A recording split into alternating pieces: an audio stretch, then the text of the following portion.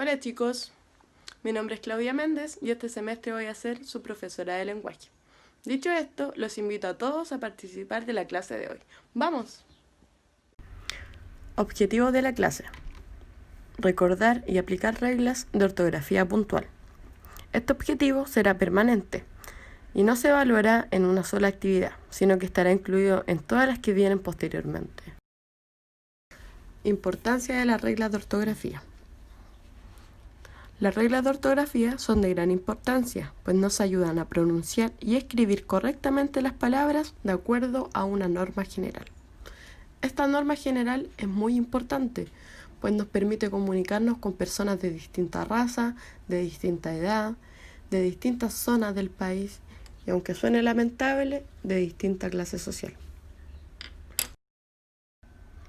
Ortografía puntual. Esta permite la entonación y distribución de las palabras en frases y oraciones coherentes. Para entonar y distribuir estas palabras o el texto, utilizamos los diferentes signos que tenemos a la izquierda. A continuación vamos a pasar a ver cada uno de ellos.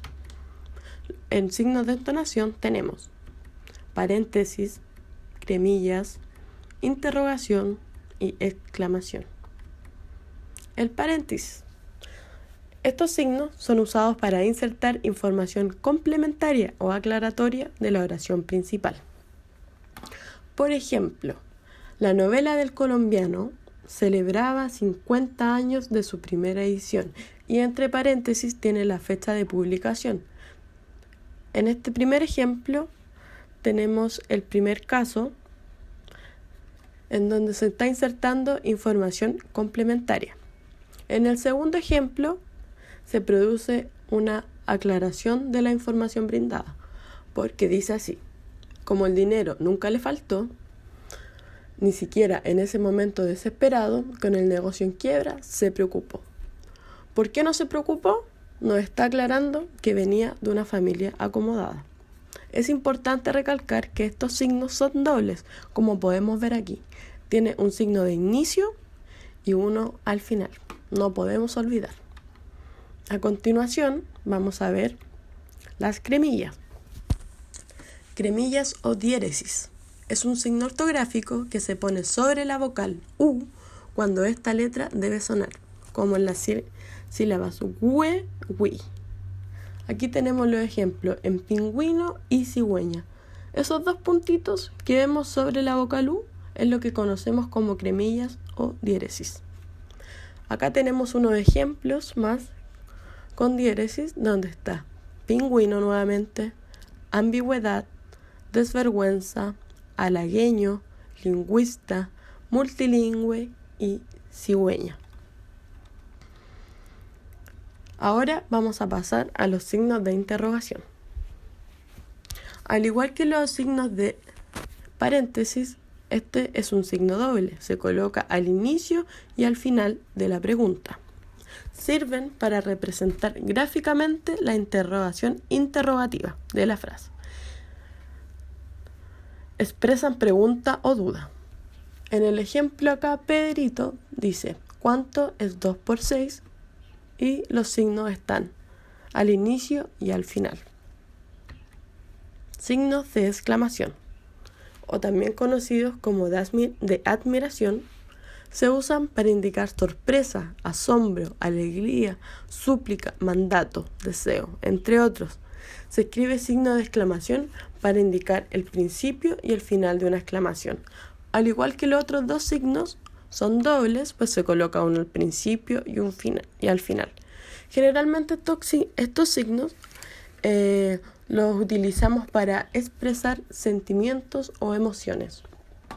Por ejemplo, he terminado, eso es mucha felicidad. Hace frío y quiero salir. Ahora vamos a ver los signos de separación. El punto tiene distintas variables. El primero es el punto seguido, el último es el punto aparte y le sigue el punto final. Luego están con variables, punto y coma y 2 puntos. Eso es lo que pasaremos a ver a continuación. El punto seguido. De acuerdo a su función, el punto puede ser seguido, aparte o final, como les mencionaba anteriormente.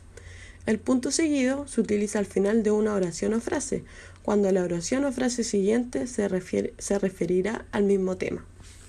En el ejemplo se habla de los hongos. Y en el siguiente párrafo o frase se sigue hablando de los hongos, sin embargo, de otro tipo. Pues dice, algunos hongos son comestibles como los champiñones, otros son venenosos. Y acá tenemos el ejemplo de un hongo venenoso y uno comestible. En realidad pertenecen a la misma familia, pero se clasifican en forma diferente. Por lo tanto, para hablar de ellos se necesita una ruptura en el texto que está marcada por este punto seguido.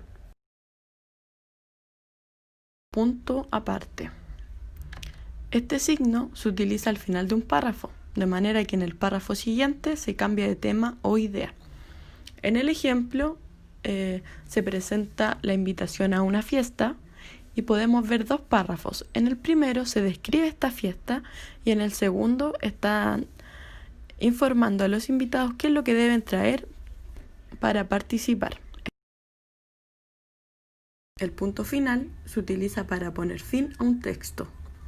En el ejemplo tenemos esta frase que hace alusión a un cuento y donde el punto final va precedido por la palabra fin. En los textos informativos o argumentativos no nos encontraremos con esto, pero sí con un punto que dará término a las ideas expresadas en él.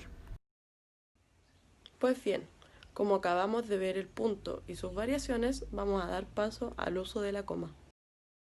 La coma. Este signo se utiliza para hacer pausas entre las palabras, frases u oraciones, y generalmente quien escribe es el encargado de distribuirlas. Sin embargo, hay algunas ocasiones en las que se deben utilizar. En el ejemplo dice, la coma salva vidas, ya que solo por poner la coma un mensaje puede cambiar totalmente su significado. En el primer enunciado dice, vamos a comer niños, donde los niños pasan a ser el objeto comido. En el segundo enunciado, vamos a comer niños, los niños están siendo invitados a dicha comida.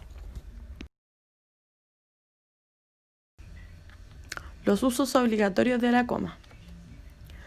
Se utilizan al hacer una enumeración de elementos, luego de un sujeto muy extenso, antes de pero, por qué, aunque, pues y más, antes y después de expresiones como sin embargo, no obstante, por lo tanto, en consecuencia, esto es decir, por lo general, por consiguiente y otras.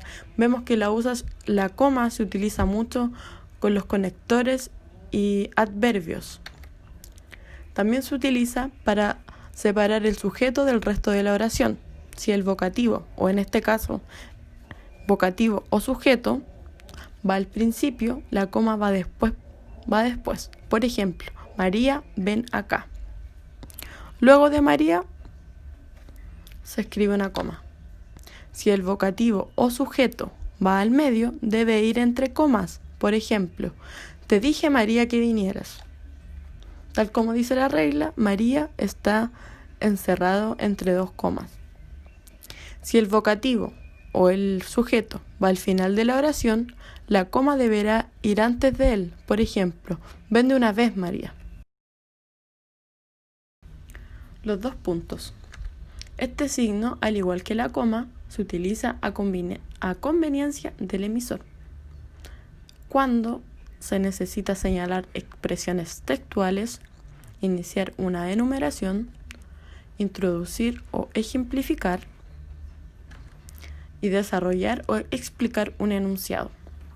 En el ejemplo tenemos, estimado Juan, cuando se utiliza en una carta y saludamos, y debo traer papas, lechugas, zapallo. Un ejemplo de enumeración. Por último, concluimos esta clase con el punto suspensivo. Este se utiliza para suspender la información, es decir, interrumpir la idea que se transmite, la cual puede deberse a diferentes causas, entre ellas, porque el lector tiene la posibilidad de completar la idea, por la información que se supone que posee, porque se pretende crear expectación en dicho lector o porque se trata de una cita que puede hacerse en forma incompleta. En el ejemplo que tenemos acá, la frase dice: más sabe el diablo por viejo que por diablo. Y esta hace alusión a la experiencia de las personas mayores. Bueno chicos, esa fue la clase de hoy. Espero haya sido comprendida y en caso de que surjan dudas o consultas me lo hagan saber por medio de mi correo electrónico. Además, quisiera recordar que el objetivo de hoy lo vamos a trabajar durante todo el semestre, pues la importancia de las reglas de ortografía deben estar presentes tanto en nuestra vida académica como en nuestra vida cotidiana. Así que les mando un abrazo, ha sido un gusto trabajar con ustedes y nos vemos en la próxima clase. Chao, quédense en casa.